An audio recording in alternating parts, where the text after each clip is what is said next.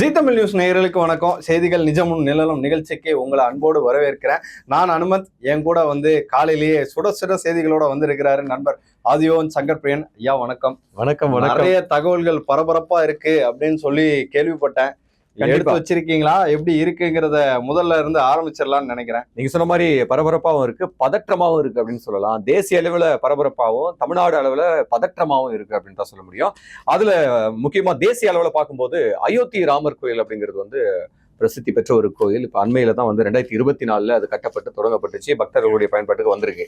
அதுல அறங்காவலர்கள், அந்த துறையில இருக்கக்கூடியவங்க, கோயில் நிர்வகிக்கக்கூடியவங்க ஊழல் செய்திருக்கிறாங்க, நன்கொடையை வசூல் பண்ணியிருக்காங்க அப்படின்னு பல்வேறு புகார்கள் வந்திருக்கு. யோகி ஆதித்யநாத் அவர்களுடைய தலைமையில குழு அமைச்சு முன்னாள் பொதுச் செயலாளர் சம்பத் ராய் அவர்கிட்ட எக்கச்சக்கமான கேள்விகளை சர்ற மாதிரியே கேட்டிருக்கிறாங்க. எப்படி வசூல் பண்ணீங்க, எவ்வளவு நன்கொடை வந்துச்சு, எவ்வளவு உண்டியல் காணிக்கை என்ன, அப்படி இப்படின்னு பயங்கரமான ஒரு விஷயம் வந்திருக்கு. இது என்ன அப்படின்னு கேட்டீங்கன்னா, மிக முக்கியமான கோயில்ல ஒரு மக்களுடைய பயன்பாடு கொண்டு வரப்பட்டதுல இவ்வளவு பெரிய ஊழல் நடந்ததற்கான வாய்ப்புகள் இருக்கா? கிட்டத்தட்ட 7 கோடி அளவுல கணக்குல வராத 7 கோடி. ஆமா, 7 கோடி எப்ப அப்படிங்கிற மாதிரிதான் இருக்கு. இது மற்றவர்களுக்கு சாதாரணமாக இருக்கலாம், ஆனால் இது பெரிய ஒரு பேசுபொருளா மாறி இருக்கு. சோ அதனுடைய விசாரணை அடுத்த கட்டமா நகர்ந்துகிட்டு இருக்கு. அதே போல சர்வதேச அளவுல ஒண்ணு போனோம்னு வச்சுக்கீங்களா, இன்னொரு மிக முக்கியமான ஒரு விஷயம். இங்க தமிழ்நாட்டு அளவுல பெண்களுடைய பாதுகாப்புக்காக சிங்கப்பெண் அதிரடிப்படை அப்படின்னு தொடங்கினாங்கல்ல. ஆமா, அவங்க வெளிநாட்டுக்காரங்களாம் ரொம்ப அட்வான்ஸ்டா இருக்கிறாங்க. ஆன்லைன் மோசடிகளை ஒடுக்க ஜப்பான்ல ஏஐ பெண் போலீஸ். ஏஐ பெண் போலீஸ். ஏஐல பெண் போலீஸ். அவங்க ஆன்லைன் கிளாஸ் எல்லாம் எடுப்பாங்களாம் அப்படிங்கிற மாதிரி இருக்கு. ஓகே, அதுக்கப்புறம் உங்ககிட்ட என்ன செய்தி இருக்குன்னு சொல்லுங்க. அதுக்கு தமிழகத்துல படிப்பு சம்பந்தமா ஒரு செய்தியை போடலாம் அப்படின்னு இருக்கேன். என்னன்னா, பகுதி நேர இன்ஜினியரிங் 4 வருஷமா படிச்சுட்டு இருந்தோம். இன்ஜினியரிங்னாலே 4 வருஷம் தான் அப்படிங்கிற மாதிரி தானே இருந்துச்சு. ஆமா, இப்போ என்ன பண்ணிருக்காங்கன்னா, பகுதி நேர இன்ஜினியரிங்கை மட்டும் 3 வருஷமா குறைச்சிருக்காங்க. இனிமேல் நீங்க படிக்கிறீங்க அப்படின்னா, இன்ஜினியரிங் படிக்கிறீங்க அப்படின்னா 3 வருஷம் தான் பகுதி நேரம். நல்லா, அதான் ரொம்ப முக்கியம். பார்ட் டைம்ல படிக்கிறாங்க அப்படின்னு சொன்னா அதுக்கு 6 அரசு இன்ஜினியரிங் கல்லூரிகள், 2 அரசு உதவி பெறும் இன்ஜினியரிங் கல்லூரிகள் பகுதி நேர இன்ஜினியரிங் பட்டப்படிப்புகளை வழங்கி வர்றாங்க. அதுதான் ரொம்ப முக்கியம். மொத்தமே இவ்வளவு காலேஜஸ்ல தான் அந்த இது இருக்கு. இனிமேல் 3 வருஷம் இன்ஜினியரிங் படிச்சா போதும் அப்படிங்கறது கொண்டு வந்திருக்காங்க. ஏன் அப்படின்னு கேட்டீங்கன்னா, டிப்ளமோ எல்லாம் முடிச்சுட்டு இன்ஜினியரிங் படிக்கணும், 4 வருஷமா படிக்கணும், பேசாம வேலைக்கு போயிடலாம். டிப்ளமோ முடிச்சுட்டு வந்தா 3 வருஷம் தான். பட் ஆனா இது கொஞ்சம் புதுசா இருக்கு. அந்த மாதிரி சொல்லிட்டு போயிடலாம். பட் அடுத்த செய்தியா, நீங்க தமிழகத்தில் நடந்து வரும் அரசியல் நிகழ்வுகளோட பரபரப்பு வச்சிருக்கீங்கன்னு நினைக்கிறேன். கண்டிப்பா. அதுல பதற்றமான விஷயம் என்ன அப்படின்னு கேட்டீங்கன்னா, காதல் ஜோடி ஆணவ கொலை. மயிலாடுதுறை அருகே வீடுகள் சூறை அப்படிங்கிறது டே டு டேல இன்னைக்கு பரபரப்பா இருக்கு. நேற்று நம்மளே அந்த காட்சிகளை பார்க்கும்போது அப்படியே நெஞ்சு உலுக்கின ஒரு சம்பவமா தான் இருந்துச்சு. ஒரு பையனும் ஒரு பொண்ணும் தூக்குல தொங்கியபடி ஒரு கொட்டகைக்குள்ள இருந்தாங்க. அவங்கள சடலங்களாக எடுக்கப்பட்டிருக்கு அப்படின்னு சொல்றதுதான். மயிலாடுதுறை அருகே காதல் ஜோடி தூக்கிட்டு உயிரிழந்த நிலையில இளம்பெண்ணின் வீட்டை காதலன் உறவினர்கள் அடித்து நொறுக்கினர். அங்கு பதற்றம் நிலவுகிறது அப்படின்றது தகவல். மயிலாடுதுறை மாவட்ட தரங்கம்பாடி சுனாமி குடியிருப்பை சேர்ந்தவர் மாரிமுத்து, அவருடைய மகன் தான் பார்த்திபன், 19 வயது கூலி தொழிலாளி. இவருடைய அதே பகுதியை சேர்ந்த +2 படித்த 17 வயது இளம் பெண். இவங்க 2 பேரும் காதலிக்கிறாங்க. அவங்களுக்குள்ள எதிர்ப்பு இருக்கா? பையன் சைட்ல பெரிய எதிர்ப்பு இல்ல, பெண் சைட்ல பெரிய எதிர்ப்பா இருக்கு. அங்கதான் சாதிய வேறு சமூகம் அப்படிங்கறதுல இவனை நீ கல்யாணம் பண்ணிக்கலாமா அப்படின்ற எதிர்ப்பு இருக்கு. சோ அந்த எதிர்ப்பு ஆகிக்கிட்டே இருக்கும்போது, இந்த பார்த்திபன், கொலை செய்யப்பட்ட பார்த்திபன், கொலையா அல்லது தற்கொலையா அது முடிவுக்கு வரல. அந்த பார்த்திபன் வன்கொடுமை தடுப்பு சட்டத்துல வழக்கம் பதிவு பண்ணியிருக்கிறார். ஏன்னா இந்த மாதிரி பெண் சார்ந்தவங்க அடிக்கிறாங்க, செய்யறாங்க அப்படின்னு சொல்லிட்டு. சோ அந்த விஷயமும் முடியறதுக்குள்ள, விசாரணை முடியறதுக்குள்ள இப்படி ஒரு சம்பவம் நடந்திருக்கு. சோ அது பதற்றத்தை ஏற்படுத்தி அந்த விசாரணைகள் தீவிரமடைஞ்சுக்கிட்டு இருக்கு. என்ன முடிவுகள் வரப்போது, அது கொலையா தற்கொலையா அப்படிங்கிறது பின்னால்தான் பார்க்கணும். அதுக்கடுத்து தமிழ்நாட்டுல மிக முக்கியமான விஷயங்கள் என்னென்ன அப்படின்னு கேட்டீங்கன்னா, திருச்சியில ஊதிய உயர்வுக்கு லஞ்சம், கல்வி அதிகாரிக்கு காப்பு அப்படிங்கிறது. கண்டிப்பா இப்போ டிவிகே கவர்மெண்ட் வந்த பிறகு ஊழல் எங்கேயும் கொடுக்க கூடாது, வேலைகளுக்கு காசு கொடுக்க கூடாது அப்படின்னு சொல்றது நடவடிக்கை எடுத்துக்கிட்டு இருக்காங்க. அந்த வகையில திருச்சியில பள்ளி ஆசிரியைக்கு ஊதிய உயர்வுக்கான ஒப்புதல் வழங்க 30,000 ரூபாய் லஞ்சம் வாங்கிய மாவட்ட கல்வி அதிகாரியை போலீசார் கைது செய்திருக்கிறாங்க அப்படின்றதான் அந்த நடவடிக்கை தொடரணும். அதே போல வீட்டுல குட்கா பதுக்கிய தாவேக்க பிரமுகருக்கு கம்பி அப்படின்னு சொல்றாங்க. இதுவும் வரவேற்க வேண்டிய ஒரு விஷயம் தானே. நீ எந்த கட்சியா வேணாலும், ஏற்கனவே முதல்வர் சட்டப்பேரவையில சொன்னாரு, யாரா இருந்தாலும் சரி தாவேக்க, அண்மையில கூட எஸ்பி டிஎஸ்பி சம்திங் என்ன சொல்றீங்க, ஐஏஎஸ் ஐபிஎஸ் மாநாட்டில் கூட சொல்லியிருந்தாரு. அது தாவேக்க நிர்வாகிகளா இருந்தாலும் நடவடிக்கை எடுங்க. இல்ல, அதாவது என்கிட்ட இருந்து உத்தரவு வந்தாலுமே சரி, நீங்க சட்டத்தை தான் பின்பற்றணும், அது நீங்க மாற்று கருத்து இருக்கக்கூடாது அப்படிங்கிறதையும் அறிவுறுத்ததாகவும் தகவல் இருக்கு. அதுதான் ரொம்ப முக்கியமான செய்தி. So, அதுவும் வரவேற்க வேண்டிய ஒரு விஷயம் தான். சட்ட ஒழுங்கை வந்து கொஞ்சம் கொஞ்சமா சீர்படுத்திருக்காங்க அப்படிங்கிறதுக்கான சமிக்கைகள், அறிகுறிகள் நமக்கு தெரிய ஆரம்பிச்சிருச்சு. அடுத்த செய்தி என்னன்றது சொல்லுங்க அனுமன். அதாவது அடுத்து வந்து சுற்றுலாத்துறை சார்பா வந்து வந்திருக்க ஒரு தகவல். கடல்ல பிளாஸ்டிக், நமக்கு மெரினா போனாலே தெரியும் எவ்வளவு பிளாஸ்டிக் கழிவுகள் கிடக்கும். அதெல்லாம் வந்து கடல்ல சேராம தடுக்கிறதுக்காக வந்து என்ன பண்ணிருக்காங்கன்னா 5 கோடி ரூபாய் செலவுல வந்து ஏற்படுத்துறதுக்கு ஒரு, அதாவது உள்ள போய் சேராம கடல்ல வந்து கலக்காம இருக்கிறதுக்காக வந்து தடுப்பு நடவடிக்கை எடுக்கிறதுக்காக சுற்றுலாத்துறை சார்பில் வந்து ஒரு முன்னெடுப்பு எடுத்திருக்காங்க. அது வந்து ரொம்ப வரவேற்கத்தக்க விஷயம். அதற்கான வந்து திட்டப்பணிகளும் கூடிய விரைவில் வந்து அமல்படுத்தப்படும் அப்படிங்கிறதும் சொல்லியிருக்காங்க ஐயா. முக்கியமான ஒரு விஷயம் தான். தமிழ்நாடு முழுக்க இருக்கக்கூடிய கடல் பகுதிகள், அதுக்கு முன்னாடி நாம என்ன பண்ணணும் அப்படின்னு கேட்டீங்கன்னா, முதல்ல அந்த நெகிழி சம்பந்தமான பாட்டில்கள் உட்பட, பிளாஸ்டிக் சம்பந்தமான கவர்கள் உட்பட இதெல்லாம் வந்து கடற்கரைகளுக்கு நம்ம கொண்டு போகவே கூடாது. கொஞ்சம் அவாய்ட் பண்ணா நல்லா இருக்கும். அதுதான், வேற ஒண்ணும் இல்ல. பட் ஆனா அதை வந்து தடுக்கணுங்கிறதுக்காக, ஓகே ஒரு சின்ன குழந்தைய கூட்டு போறோம் அப்படிங்கும்போது தண்ணி எடுத்துட்டு போவாங்க, அதெல்லாம் அவாய்ட் பண்ணுங்கிறதுக்காக தான் இந்த ஒரு முயற்சி. பரவாயில்ல, வரவேற்கத்தக்க வேண்டிய விஷயம் தான். அடுத்த செய்தி என்ன அப்படின்னு கேட்டீங்கன்னா, விவசாயிகளுக்கு வந்து மகிழ்ச்சி அளிக்கக்கூடிய வகையிலான ஒரு செய்தி தான். நம்ம ஊர் மார்க்கெட்ல கத்திரிக்காய் விளை வச்சு நம்ம மார்க்கெட் கொண்டு போனோம்னா 10 ரூபாய் விலை விற்குது அப்படின்னு சொன்னா, அதையே ஏற்றுமதிக்கு வெளிநாடுகளுக்கு பிளான் பண்ணோம் அப்படின்னு கேட்டீங்கன்னா, அதையே வந்து 1000 ரூபாய் கூட வியாபாரம் பண்ணலாம் அப்படின்ற அளவுக்கு தான் மார்க்கெட் இருக்கு. சோ இந்திய காய்கனிகளுக்கு அதிகரிக்கக்கூடிய தேவை ரூபாய் 34,799 கோடிக்கு ஏற்றுமதி அப்படிங்கிறது வந்து இருக்கு. சோ எல்லாரும் வந்து வெளிநாட்டுக்கு எப்படி ஏற்றுமதி பண்ணலாம், எப்படி வந்து காய்கறிகளை ஆர்கானிக் பேஸ்டு நம்ம வந்து உற்பத்தி பண்ணி அதை வெளிநாடுகளுக்கு மார்க்கெட் பண்ணும்போது எவ்வளவு லாபத்தை சம்பாதிக்கலாம் அப்படிங்கிற ஒரு அட்டென்ஷனுக்கு இந்த ஒரு அறிகுறி சொல்லலாம் அப்படின்னு நினைக்கிறேன். அதாவது நீங்க விவசாயிகளுக்கு நல்லது சொன்னீங்க, அதே மாதிரி விவசாயிகளோட போராட்டம் அப்படிங்கிறது ஒண்ணு நடந்திருக்கு. பயிர்க்கடன் தள்ளுபடி கோரி விவசாயிகள் உண்ணாவிரதம் இருக்காங்க. 75,000 ரூபாய் வரைக்கும் கடன் தள்ளுபடி முழுமையா தள்ளுபடி பண்ணியிருந்தாங்க. அதுக்கு மேல இருக்கவங்களுக்கு ஒரு 35,000 வரைக்கும் தள்ளுபடி பண்ணியிருந்தாங்க. இதுலயே பாத்தீங்கன்னா 5,932 கோடி ரூபாயை அரசு ஒதுக்கீடு செஞ்சிருக்காங்க. பட் இதெல்லாம் வந்து நீங்க முழுமையா பண்ணணும் அப்படின்னு விவசாயிகள் கோரிக்கை வச்சு உண்ணாவிரதம் இருந்துகிட்டு வராங்க. அதையும் கொஞ்சம் கருத்துல கொண்டா கொஞ்சம் நல்லா இருக்கும் அப்படிங்கறதான் சொல்றேன். கண்டிப்பா கருத்தில் கொள்வார்கள். அதாவது இன்னைக்கு இருக்கிற கவர்மெண்ட்டுக்கு வந்து நீங்க கரெக்டா ப்ரொபோசல் கொடுங்க, என்ன நடந்துட்டு இருக்கு, ஆக்சுவலி என்ன பிரச்சனை அப்படிங்கறத விளக்கமா அவங்களோட கவனத்துக்கு கொண்டு போனா கண்டிப்பா அவங்க கன்சிடர் பண்றாங்க அப்படின்றத கண்கூட அடுத்தடுத்து நம்ம பாத்துக்கிட்டு இருக்கிறோம். இன்னொரு விஷயம் என்ன அப்படின்னு கேட்டீங்கன்னா, மேக் இன் இந்தியா அப்படின்னு சொல்ற மாதிரி மேக் இன் தமிழ்நாடு அப்படிங்கறதையும் வந்து இன்னைக்கு இருக்கிற கவர்மெண்ட் வந்து எடுக்கணும், அடுத்தடுத்த கவர்மெண்ட்டும் வந்து எடுக்கணும், கடந்த காலங்களில் எடுக்கணும்ன்றதான். குலசேகரன் பட்டின ராக்கெட் ஏவுதளத்திற்கு தமிழகத்திலேயே உபகரணங்கள் உற்பத்தி அப்படிங்கிறது வந்து மிக முக்கியமான ஒரு விஷயம். சோ அதன் மூலமா வந்து இங்க சில வேலை வாய்ப்புகள் கிடைக்கும், நமக்கான ஒரு பெருமிதமா இருக்கும். நேஷனல் வைடான ஒரு விஷயம் நம்ம தமிழ்நாட்டுக்குள்ளேயே வந்து உற்பத்தி பண்றாங்க அப்படின்றது ஒரு ப்ரௌடான மொமெண்ட் தானே.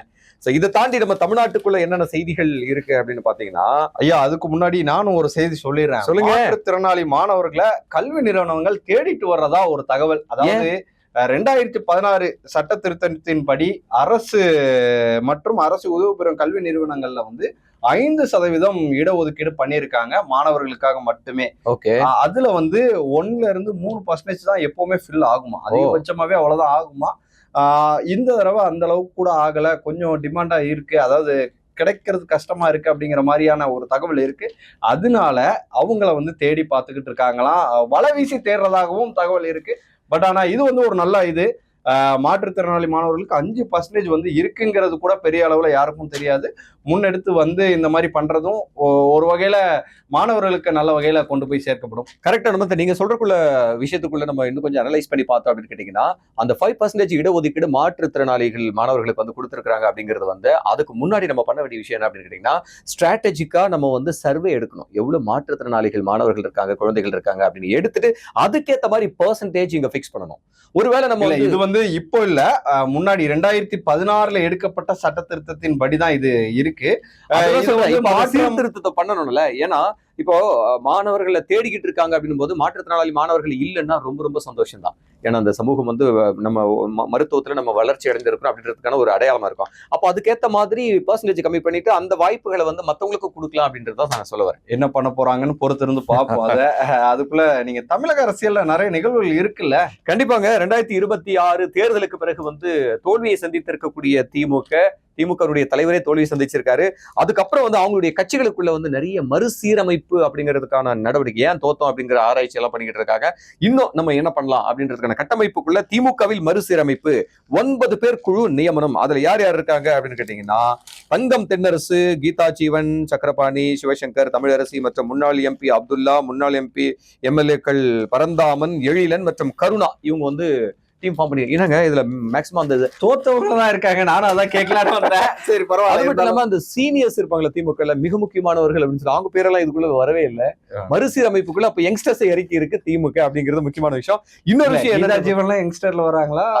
நடுநிலையா வச்சுக்கோங்க. ஓகே. எங்க அதோட வந்து கேனர் இருக்காங்க, இவங்க எல்லாம் நிறைய பேர் இருக்காங்க. சரி okay okay. Youngster okay okay. சரி வச்சுக்கலாம் ரைட். ஓகே. அதுக்கடுத்து அதிமுகவுடைய முன்னாள் அமைச்சர், இந்நாள் சட்டமன்ற உறுப்பினர், பிரம்மாண்டமான இணைப்பு விழா இல்ல முன்னாள் அவரும் ராஜினாமா பண்ணிட்டாரு. ஆமாங்க, மறந்தே போயிட்டேன்.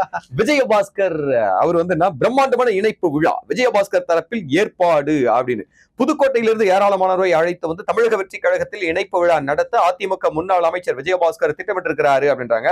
இதற்கான இணைப்பு விழா வந்து மாமல்லபுரத்தில் உள்ள 4 பாயிண்ட்ஸ் ஷெரட்டன் ஹோட்டல்ல நாளை நடக்கிறது. விஜயபாஸ்கரோட அதிமுகவை சேர்ந்த 20,000 பேர் இணைய இருக்கிறாங்க அப்படின்னு. முன்னாடி வந்து மரகதம் குமரவேல் அவருங்க வந்து மதுராந்தகத்துல இருந்து 30,000 பேர் இணைக்கிறேன் அப்படின்னு சொல்லிட்டு முன்னாடி மட்டும் ரோ நல்லா ஃபுல்லா இருந்துச்சு, பின்னாடி கொஞ்சம் எம்டியா தான் இருந்துச்சு. அதெல்லாம் பார்த்தோம். ஸோ இவர் 20,000 பேர் சொல்லியிருக்காரு. ஸோ இது ஒரு பக்கம் நடக்குது. அடுத்து என்ன செய்தி வச்சிருக்கீங்க அனுமத்? அதாவது நம்ம விளையாட்டு சம்பந்தமான செய்திகள் கொஞ்சம் இருக்கு. அதாவது நம்ம இந்திய அணி வந்து இங்கிலாந்துக்கு எதிரான T20 போட்டியில வந்து இன்னைக்கு விளையாட இருக்காங்க. இதுல வந்து பேசிய பிரஸ் மீட்ல பேசின ஸ்ரேயாஸ் ஐயர் என்ன சொல்லியிருக்காரு அப்படின்னா, அவர்கிட்ட வந்து வைபவ் சூரியவன்சி குறித்து கேள்வி கேட்கப்பட்டுச்சு. ஆனா அவர் வந்து வாயை திறந்து எதுவுமே பேசலைங்க. அதான் உண்மை. வைபவ் சூரியவன்சி பேசினாலே அவர் வந்து எதுவும் கண்டுக்கல. என்ன சொல்லியிருக்காருன்னா, T20 உலகக்கோப்பையில வென்ற அணியில இடம்பெற்ற வீரர்கள் தான் T20 போட்டியில எப்படி விளையாடணும் அப்படிங்கிறது தெரியும். ஓகே. அணியோட தூண்களா உள்ள இவங்களுக்கு ஆதரவு அளிப்பது அவசியம். கேப்டனா முதல் தொடர்ல அயர்லாந்து கிட்ட தோற்றது எனக்கு ரொம்பவுமே எதிர்பார்க்காத ஒண்ணு அப்படிங்கிறதையும் அவர் சொல்லியிருந்தாரு. அயர்லாந்துக்கு எதிராக தோத்தது வந்து எதிர்பார்க்காத ஒண்ணா இருந்தாலும் அவங்க நல்லா விளையாண்டாங்க. அதுவும் ரொம்ப ஒரு முக்கியமான விஷயம். பட் ஆனா இந்திய அணியில ரொம்ப மிக இள வயதுல டெபியூட் பண்ணுவாரா வைபவ் சூரியவன்சி அப்படிங்கிற ஒரு பெரிய கேள்வி வந்து இருக்கு. அதுக்கும் எதுவும் பதில் சொல்லல. என்ன நடக்க போகுது இல்லைங்க. ஊர்கண்ணு மட்டும் கிடையாது, உலகத்தோட கண்ணே அந்த பிஞ்சு குழந்தை மேல இருக்கும் போது, ஏன்னா அந்த அளவுக்கு பல அரசியல் நடப்பதற்கான வாய்ப்புகள் இருக்கு. அதே மாதிரி இன்னொன்னு துளசிமதி முருகேசன் அப்படின்னு ஒரு யங் பிளேயர், தமிழகத்தை சேர்ந்த ஒரு வீராங்கனை. அவங்க வந்து என்ன பண்ணியிருக்காங்க அப்படின்னா, எதுக்குடா இதை பேசுற அப்படின்னா, பாரா பேட்மிண்டன்ல வந்து ஒரு தங்கம் வெள்ளி பதக்கத்தை வந்து வின் பண்ணியிருக்காங்க. இதுல வந்து ரொம்ப குறிப்பிடத்தக்க விஷயம் என்னன்னா, சர்வதேச பாரா பேட்மிண்டன் போட்டிகள்ல தொடர்ந்து 3 முறை தங்கம் வின் பண்ண வீராங்கனை இவங்க. அதுதான் ரொம்ப முக்கியமான விஷயம். அவங்களுக்கும் நம்ம சார்பா ஒரு வாழ்த்துக்களை தெரிவிச்சு வாழ்த்துக்கள் இன்னும் அடிச்சு தூள் கிளப்பிக்கிட்டே இருக்கணும். ரைட். இன்னும் ஒரு சில செய்திகள் என்ன அப்படின்னு கேட்டீங்கன்னா, மிக முக்கியமானது பசுவதை தடை உத்தரவுக்கு தமிழக அரசு எதிர்ப்பு, சுப்ரீம் கோர்ட்டில் மேல்முறையீடு அப்படிங்கிறது. இதை வந்து நம்ம படிச்சிடலான்னு நினைக்கிறேன். ஏன்னா மிக முக்கியமான ஒரு விஷயம். நார்த் இந்தியாவில் வந்து இந்த பசுவதை வந்து பெரிய ஒரு கலவரத்தை உண்டு பண்ணிக்கிட்டே இருக்கும். ஆனா தமிழ்நாட்டில் அப்படி கிடையாது. நீ யார் வேணாலும் என்ன வேணாலும் சாப்பிடலாம், எப்படி வேணாலும் இருக்கலாம் அப்படின்ற ஒரு சட்டத்துக்கான ஒரு நடைமுறை வந்து இங்க இருக்கு. அதுன்னா, தமிழகத்தில் பக்ரீத் பண்டிகையை ஒட்டி பொது இடங்கள்ல பசுக்கள் அல்லது கன்றுக்குட்டிகளை வதைக்கக்கூடாது என சென்னை உயர்நீதிமன்றம் பிறப்பித்த உத்தரவுக்கு எதிராக தமிழக அரசு உச்சநீதிமன்றத்தில் மேல்முறையீடு செய்திருக்கு அப்படிங்கிறது தான். ஏன்னா இப்ப நீதிமன்றமே வந்து நீதிமன்றத்தில் இருக்கக்கூடிய சில நீதிபதிகள் வந்து இந்து மத கோட்பாட்டின் படி வந்து சில விஷயங்கள் இப்படிதான் பண்ணணும், இப்படிதான் இருக்கணும், மாட்டுக்கறி சாப்பிடக்கூடாது, பசுவதை பண்ணக்கூடாது, இது வந்து கடவுள், இப்படி எல்லாம் பல கதைகளை வந்து பின்னி சொல்லிக்கிட்டு இருக்காங்க. ஆனா இங்க தமிழ்நாட்டு அரசியல் அது எடுபடாது. யார் வேணாலும் என்ன வேணாலும் சாப்பிடலாம். குறிப்பா வந்து இஸ்லாமிய மக்கள் அதை பிரதானமா சாப்பிடும் போது அவங்களுடைய உணர்வுகளை நீங்க வந்து காயப்படுத்தக்கூடாதுன்ற அடிப்படையில இன்றைய தமிழ்நாடு அரசு வந்து மேல்முறையீடு வந்து செஞ்சிருக்காங்க. எங்கன்னா சுப்ரீம் கோர்ட்ல. அது ஒரு விஷயம். இன்னொன்னு என்ன அப்படின்னு கேட்டீங்கன்னா, கூடுதல் கட்டணம் வசூலித்த மருத்துவ கல்லூரிகள் விசாரணை நடத்த குழு அமைத்தது தமிழக அரசு. கல்வி நிறுவனங்கள் பொதுவாகவே வந்துட்டு டொனேஷன்ற பேர்ல எக்கச்சக்கமான வந்து அமௌண்ட் வசூல் பண்ணிக்கிட்டு இருக்காங்க. இது நீங்க ஒரு வாட்டி நம்மளுடைய இப்ப இன்னைக்கு நிதி அமைச்சராக இருக்கிறாரு இல்லையா மரிய வில்சன் அவர்கள், அவர் கூட சில கல்வி நிறுவனங்கள்லாம் வச்சிட்டு இருக்கிறாரு. அப்போ வந்து தனியார் கல்வி நிறுவனங்கள்லாம் வந்து போர்டு வைக்கணும், ஸ்கூல் வந்து என்ன ஃபீஸ் அப்படின்றது வந்து பப்ளிக்கு தெரிய மாதிரி போர்டு வைக்கணும் அப்படின்னு சொன்னபோது நானும் கூட கன்சிடர் பண்றேன் அப்படின்றது அவர் சொன்னதாகவும் நம்ம கேள்விப்பட்டோம். அந்த மாதிரி மருத்துவ கல்வி நிறுவனங்கள் உட்பட இவங்க எல்லாருமே வந்து எவ்வளவு வசூல் பண்றாங்க அப்படின்றத வெட்ட வெளிச்சமா இருக்கணும். அதிகமா வசூல் பண்றாங்கன்னா நடவடிக்கை எடுக்கணும் அப்படிங்கிறது மட்டும்தான். அதாவது இன்னொரு முக்கியமான செய்தி, சென்னை போக்குவரத்து கழகம் சார்பில் நம்ம பயணம் பண்ணும்போது அங்க டிக்கெட் கொடுக்கிற மிஷின் வந்து அடிக்கடி வந்து பழுதாயிடுறதாகவும் ஒரு தகவல் இருக்கு. பயணிகள் இதனால ஒரு குளறுபடி உண்டாகி ஒரு சின்ன அதாவது சலசலப்பெல்லாம் உருவானதாகவும் ஒரு தகவல் இருக்கு. இந்த மாதிரி நிறைய சுட சுட செய்திகள் வந்து நம்ம பார்த்தோம். நிறைய உள்ளூர் செய்திகள் வந்து இன்னைக்கு நம்மளால பார்க்க முடிஞ்சுச்சு. இதே மாதிரி அடுத்த ஒரு நிகழ்ச்சியில வந்து நம்ம இன்னும் டீட்டெயிலா பேசுவோம். அது வரைக்கும் உங்களிடம் இருந்து விடைபெறுவது நான் அனுமந்த் மற்றும் நான் உங்கள் ஆதியோன் சங்கர் பிரியன். தேங்க்யூ.